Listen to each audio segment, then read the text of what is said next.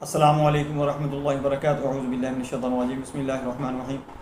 आज मैं आपको बताऊंगा कि शुगर हर तीसरे बंदे को शुगर हो रही है, लेकिन इतना इन्वायरमेंट तैयार कर ली गई है कि लोग कहते हैं कि इसका बग़ैर दवाई के, बग़ैर इंसुलिन के इलाज ही नहीं है। आप शुगर ठीक ही नहीं हो सकती आपकी जब शुगर हो जाए।